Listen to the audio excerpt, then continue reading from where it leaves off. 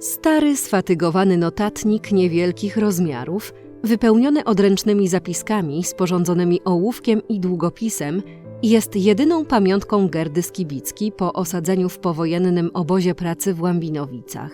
Na jednej ze stron autorka zapisała pogrubionym pismem imiona i nazwiska dwóch osób – Emilii Skadę i Franza Skadę.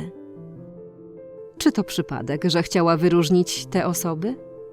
Gerda Skibicki urodziła się 24 czerwca 1928 roku w Lambsdorff, Łambinowice, jako jedno z 5 dzieci Emilii i Franza Skadę. Miejscowość tę rodzina opuściła w marcu 1945 roku, ewakuując się w kierunku granicy czeskiej przed zbliżającą się Armią Czerwoną.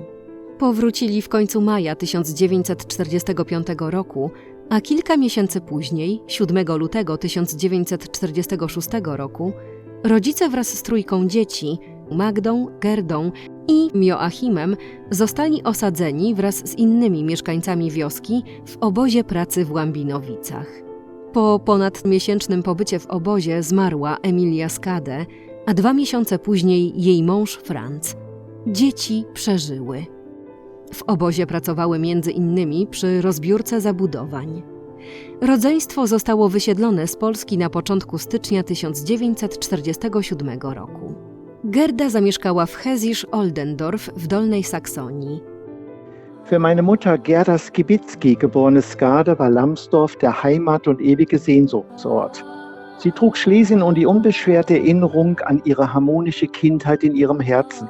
Das prägende Lebensthema bis zu ihrem Tod 2016 blieb allerdings die traumatische Lagererfahrung, die sie als 17-Jährige durchleben musste, insbesondere durch den Verlust der geliebten Eltern.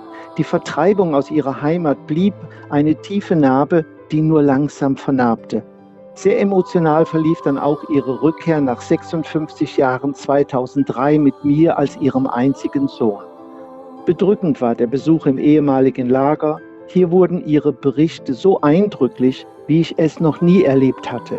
Ihr war es sehr wichtig, den Ort zu finden, wo sie ihre Mutter und ihren Vater zum letzten Mal gesehen hatte.